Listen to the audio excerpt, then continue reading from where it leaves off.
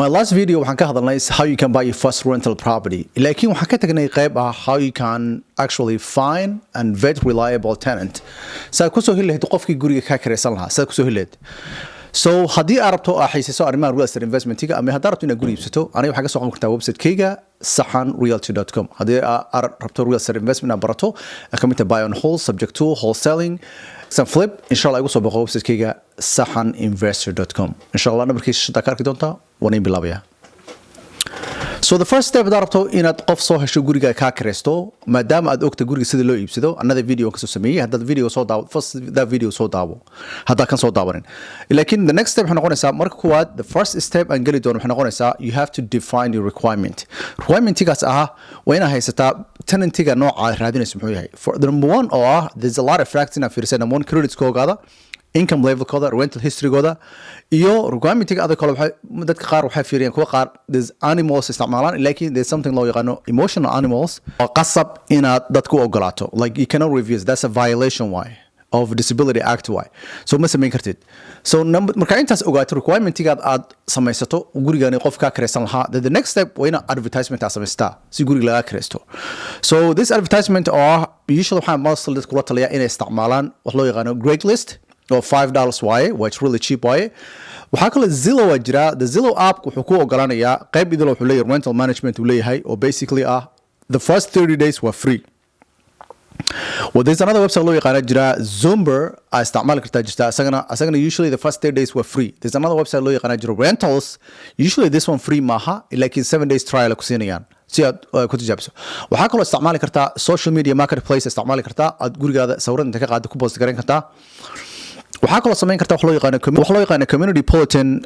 boards jira like that aad oo kale like in I don't know Walmart aad oo kale mail board baa jira like warqadaha dadka ay suraan like business card all those things ay sameeyaan waxyaalahaas ku advertise garan kartaa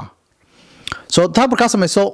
already waxaa lagu imaan doonaa dad badan ayaa ka soo codsan doona guriga inay ka kireystaan markaad aad samaystaas so the third step screening process u baahan tahay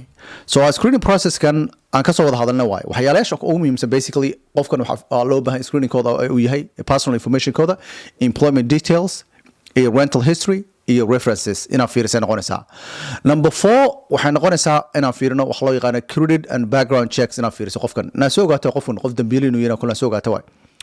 in lacaga furan badan lagu leeyahay criminal records kana soo gato all those things there's two websites isticmaala jiraan adiga website-adan ay ku fududeynayo adigina ka wulasho maaha like this website free maaha waxa loo yaqaan rentprep.com ama my smart move one of them isticmaali kartaa I use my rentprep isticmaala I love rentprep it's really good website why ay shaqada ku qabanaya it's not free like unfortunately so the 5 you have to verify the income basically so waxaa ka codsanaysaa proof of income ka codsanaysaa like such as pay stubs employment verification letters ka codsanaysaa tax return all those things ka codsanaysaa saa ogaato qofkan income ka soo galo like always the first thing I codsanayso pay stubs noqdo qofkan inuu shaqeeyo full time you also have to request a letter in ka codsan noqonaysaa or basically his employee u shaqeeyo inuu ku soo qoro qofkan shaqeeyo haddana waxaa kaloo the other thing sameyn kartaa step 6 you have to check the references oo qofkani like the previous landlord uu guri ka soo kiraysto kale ayaa wacaysa way weydiinaysaa qofkan inuu like historygiisa fiirinaysaa reliabilities qofkani qof mas'uul inuu haba fiirinaysaa iyo wax ciladna kula kulmeen inaad ka soo ogaato muhiim ah kale qof waxaad dooranaysaa hadhow aan baxar ku gelin doono dhibaato ku geysan doono waxaa kaloo masalan dad kula taliya you have to meet this person meet them in person la kulan qofkan waxaa ogaanaysaa dabeecadiisa ogaanaysaa qofka suu u dhaqmaayo all those things ogaanaysaa then markaa intaa ogaato the next step waxay noqonaysaa you have to review agreement-igi basically qofaa xulanaysaa there's a lot of tenant ka codsanayo one of them waxay ka codsanayaan in guriga soo tusto gurigina soo tustay noqonaysaa guriga soo wada arkaan like 3 4 5 6 of them markaa la kulmaysaana samaynaysaa basically aan kuleeya la kulan haddaad samayso the next step waxay noqonaysaa a review waxaad ogaanaysaa mid qofaa la baxaysaa basically you just pick one or two dooro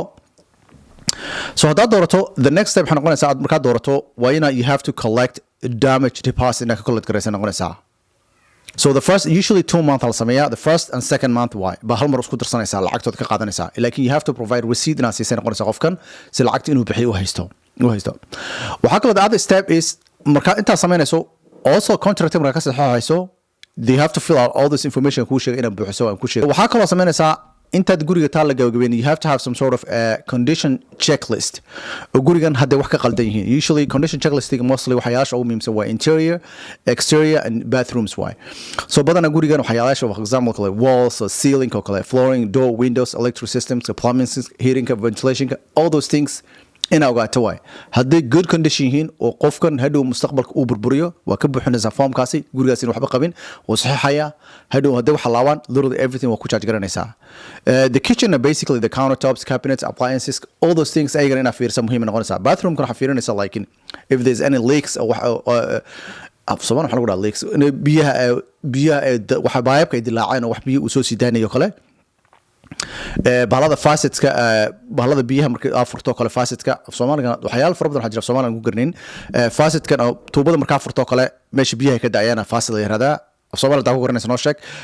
shower heads kale waa kan biyaha soo sii daanay way marka qabaysanayso so waxyaalaha kullu ina jagrasta way checklistiga la raacdo everything oo diyaar